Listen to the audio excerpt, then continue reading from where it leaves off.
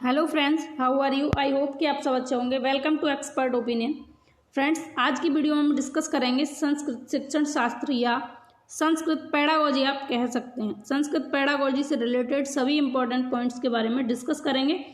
और संस्कृत पेडागोजी जो होती है वो आपको हिंदी पेडागोजी में या फिर आप कहें कि ईवीएस पेडागोजी में मतलब डायरेक्ट इनडायरेक्ट आपकी हेल्प करती है किसी भी तरीके से, क्योंकि ये पेडागोजी जो है इंटर रिलेटेड होती है। किसी भी सब्जेक्ट में पूछी जाए तो सेम तरीके से पूछ ली जाती है या फिर इनडायरेक्टली तरीके से आपकी हेल्प करेगी। तो आज की वीडियो में हम डिस्कस करेंगे भाषा अधिग्रहण यानी कि भाषा अर्जन और भाषा अधिगम में इन दोनों में डिफरेंस क्या है, इन दोनों से किस तरीके के क्वेश्चंस बनते हैं, इनको पकड़ने के आपके पहचान बिंदु या फिर ये कहूँ कि आप किस तरीके से इनकी पहचान करेंगे, इंपॉर्टेंट पॉइंट्स, इंपॉर्टेंट फैक्ट्स, उन सभी के बारे में इस वीडियो में हम डिस्कस करने वाले हैं। तो आप पूरी वीडियो को एंड तक देखिएगा, आपके लिए बहुत हेल्पफुल रहेगी ये वीडियो। तो चलिए वीडियो को फिर स्टार्ट करते हैं बिना कोई देरी किए हुए।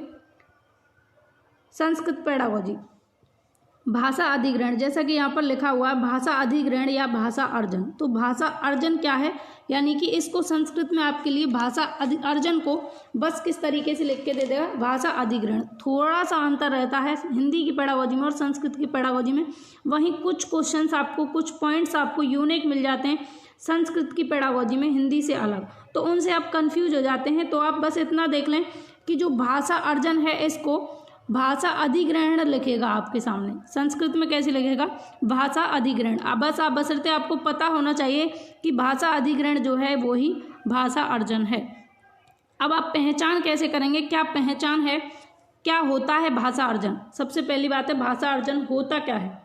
भाषा अर्जन जो है आप समाज से सीखते हैं। किससे सीखेंगे, समाज से, यानी कि जो बच्चा होगा वो समाज में रहकर सीखेगा। देखिए जो छोटा बच्चा है, यहाँ आप पिक्चर में देख सकते हैं, बच्चे क्या कर रहे हैं, खेल खेल में सीख रहे हैं, अपने परिवार के द्वारा सीख रहे हैं, अपने पड़ोस के द्वारा सीख रहे हैं। तो जो आपका भाषा अर्जन है, भाषा अधिग्रहण है, ये किससे होगा, परिवार से होगा। और ये मातृभाषा पर बेस्ड होता है। किस पर बेस्ड होता है, मातृभाषा पर बेस्ड होता है। और ये एक प्राकृतिक बदलाव कह सकते हैं इसको, नेचुरल डेवलपमेंट, नेचुरल चेंजेस इसको कह सकते हैं, या फिर इसको नेचुरल प्रोसेस भी कहेंगे, क्योंकि एक प्राकृतिक प्रक्रिया है जिसमें हमें बहुत ज़्यादा एफर्ट्स लगाने की ज़रूरत नहीं पड़ती। जो बच्चा है उसे कोई अभ्यास नहीं करना होता, कोई एफर्ट्स नहीं लगाने होते कोई भी, लिए इसे अनुकरण से सीख जाता है बच्चा। अपने परिवार में रहकर, अपने माता पिता के साथ रहकर, अपने पड़ोस में रहकर अनुकरण करते करते सीख जाता है। और ये सहज होती है, सरल होती है और स्वाभाविक होती है, नेचुरल होती है। जैसे कि मैंने आपको बताया स्वाभाविक होती है। और आपके आसपास में जो लैंग्वेज बोली जाएगी उसी को ये बच्चे ग्रहण कर लेते हैं, एक्वायर कर लेते हैं। जैसे और ये लैंग्वेज जो होती है यानी कि अधिग्रहण, जो भाषा अर्जन जो होता है, ये कॉन्शियस कह सकते हैं या फिर एंड कॉन्शियस भी कह सकते हैं, दोनों में हो सकती है। और आनुवांशिक नहीं होती है, आनुवांशिक नहीं होती। भाषा अर्जन कैसा नहीं होता, आनुवांशिक नहीं होता। और ये आनुवांशिक नहीं होता और सबसे बड़ा रोल पर्यावरण का होता है, बुक्स का इसमें कोई रोल नहीं होता, इसमें विद्यालय का कोई रोल नहीं होता, इसमें टीचर्स का कोई रोल नहीं होता। ये भाषा समाज से सीखी जाती है, यानी कि भाषा अर्जन क्या है, जो समाज से सीखा जाए, अनुकरण से सीखा जाए, अनौपचारिकता से सीखा जाए, मातृभाषा से सीखा जाए, सहज तरीके से सीखा जाए, स्वाभाविक तरीके से सीखा जाए। तो आपको समझ में आई होगी कि भाषा अर्जन है क्या। भाषा अर्जन है क्या, मातृभाषा पर बेस्ड होता है, प्राकृतिक होता है, इसमें जो चेंजेस होते हैं वो नेचुरल चेंजेस होते हैं और इसमें बहुत ज़्यादा एफर्ट्स लगाने की कोई ज़रूरत नहीं पड़ती। और आपके आसपास में जो भी लैंग्वेज बोली जाएगी उसी को बच्चा एक्वायर कर लेगा, या फिर एक्वायर करने के बाद में इसको सब कॉन्शियस में रख देते हैं, या सब कॉन्शियस एंड कॉन्शियस दोनों में ही ये हो सकती है। और ये आनुवांशिक नहीं होती। और सबसे बड़ा रोल किसका होगा इसमें, एनवायरनमेंट का होगा, आपके समाज का होगा, आपके आसपास के वातावरण का होगा, ना कि बुक्स का इसमें कोई रोल होता है। बस इतना आपको ध्यान रखना है। ये क्या है, आगे बढ़ेंगे, भाषा अधिगम। अब भाषा अधिगम क्या है ये जान लीजिए। भाषा अधिगम पहचानने के इसके बिंदु क्या है, आप कैसे पहचानेंगे भाषा अधिगम और भाषा अर्जन को, क्या है अंतर इनमें। तो जो भाषा अर्जन था आपका वो समाज से हो रहा था, लेकिन भाषा अधिगम किससे होगा, विद्यालय से होगा। भाषा अर्जन जो था आपका सहज था, उसमें कोई एफर्ट्स नहीं लगाना था, उसमें कोई प्रयास नहीं करना था, लेकिन ये प्रयासपूर्ण होती है भाषा अधिगम। और भाषा अर्जन अनौपचारिक था, जबकि भाषा अधिगम औपचारिक होता है। भाषा अर्जन मातृभाषा थी, लेकिन भाषा अधिगम कैसी है, मानक और द्वितीय भाषा है। और ये अभ्यास से होती है। आप देख सकते हैं जो आपका भाषा अर्जन था, बच्चे अपने एटमॉस्फेयर में, अपने पर्यावरण में, अपने जो आसपास का वातावरण था उसमें खेल खेल में अपने समाज से अनुकरण करके अनौपचारिक रूप से मातृभाषा से और सहज तरीके से, स्वाभाविक तरीके से सीख रहे थे। लेकिन भाषा अधिगम के लिए आपको एफर्ट्स लगाने की ज़रूरत पड़ेगी, आपको प्रयास करना होगा, आपको अभ्यास करना होगा और औपचारिक रूप से एक सिस्टम से, एक अच्छे वातावरण में या विद्यालय वातावरण में बैठकर आप सीखेंगे द्वितीय भाषा को या फिर आप भाषा अर्जन, भाषा अधिगम को। तो भाषा अधिगम जो होगी वो द्वितीय भाषा होगी, आपकी टारगेट लैंग्वेज होगी और उसको करने के लिए आपको अभ्यास करना पड़ेगा, एफर्ट्स लगाने पड़ेंगे। जैसे कि कोई बच्चा है, मातृभाषा है उसकी हिंदी, तो उसे सीखने के लिए उसे कोई एफर्ट्स नहीं लगाना पड़ा, उसे जैसे अपने परिवार में बोलने वाले लोग मिले, माता पिता भाई बहन, उनसे उसने सीख ली। लेकिन द्वितीय भाषा को जब वही बच्चा इंग्लिश को सीखेगा विद्यालय में, जब उसे इंग्लिश सिखाई जाएगी तो कहाँ से होगी? विद्यालय के द्वारा होगी, उसे प्रयास करना पड़ेगा। लेकिन उसमें हेल्प कौन करेगा? द्वितीय भाषा को सीखने में भी हेल्प कौन करेगा? भाषा अधिगम को करने में भी हेल्प कौन करेगा? आपकी फर्स्ट लैंग्वेज यानी मातृभाषा हेल्प करेगी, मातृभाषा हेल्प करेगी। तो दूसरी भाषा को सीखने के लिए एफर्ट्स लगाने पड़ते हैं, औपचारिकता होती है और अभ्यास करना पड़ता है, ये ध्यान रखना है आपको। ये दोनों में डिफरेंस है। आगे बढ़ेंगे, मुख्य बिंदु देखिए यहाँ पर। तो मुख्य बिंदु हैं, प्रत्येक बालस्य भाषा अधिग्रहणस्य जन्मजात शक्ति अस्ति। तो प्रत्येक बालक में भाषा को अधिग्रहण करने की जन्मजात शक्ति होती है। भाषा अधिग्रहण की बात हो रही है, यानी कि भाषा अर्जन की जो शक्ति होती है वो जन्मजात होती है, ये ध्यान रखना है। और ये किसने कही थी ये बात? तो चॉम्स्की ने कही थी ये बात। चॉम्स्की ने कहा था कि प्रत्येक बच्चा भाषा अधिग्रहण करने की जन्मजात शक्ति के साथ में पैदा होता है। और अधिग्रहण क्या है? सहज है, सहजिकम है अधिग्रहण, यानी कि अर्जन सहजिकम है। और अधिगम कैसा है? प्रयासजन्य है।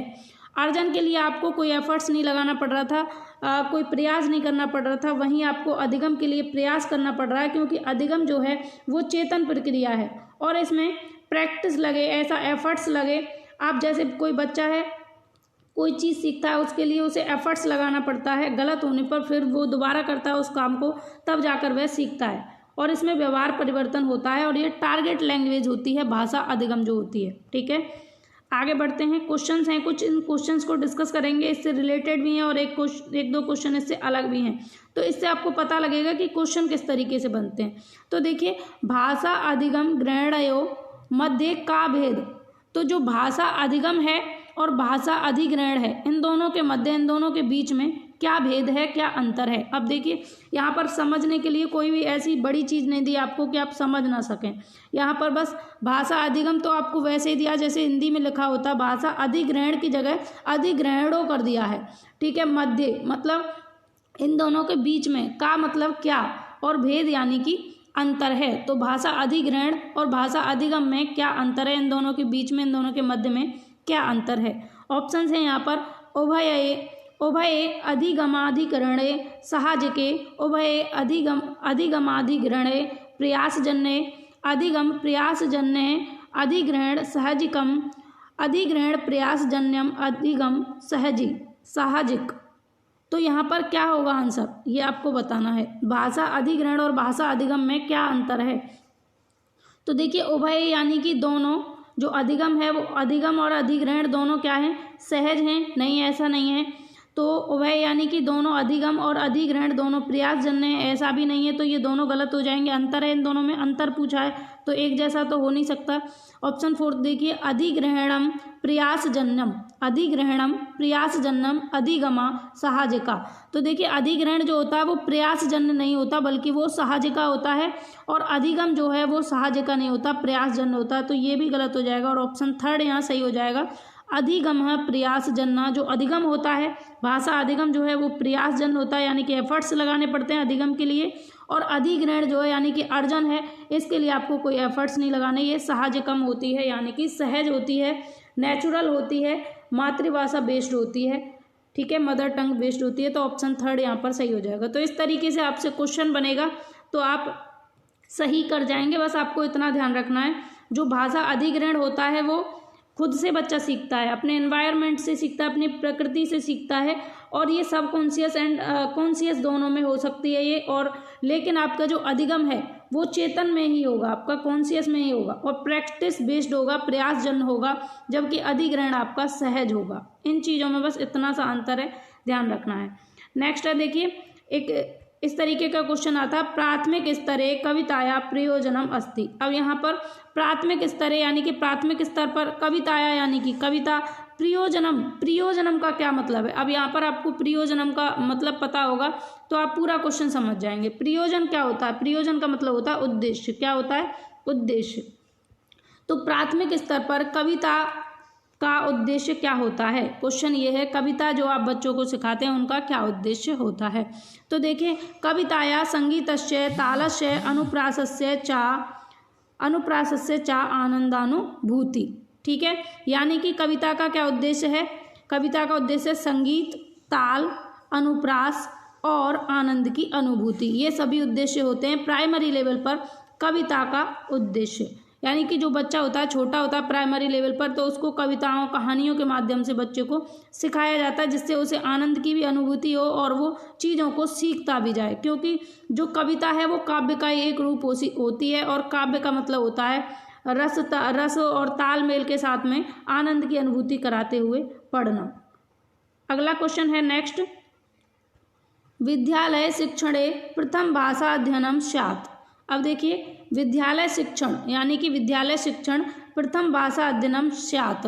तो विद्यालय शिक्षण के समय प्रथम भाषा का अध्ययन कराते समय हमें किसका सहारा लेना चाहिए, या किसके थ्रू हमें प्राथमिक विद्यालय में शिक्षण कराते समय किसके थ्रू जो है आपकी प्रथम भाषा है उसमें उसका अध्ययन कराना चाहिए। तो ऑप्शंस हैं यहाँ पर, मातृभाषाया अथवा प्रांतीय भाषाया, हिंदी भाषाया, राजकीय भाषाया या सह राजकीय भाषाया। तो क्या होगा यहाँ पर, ऑप्शन कौन सा सही होगा।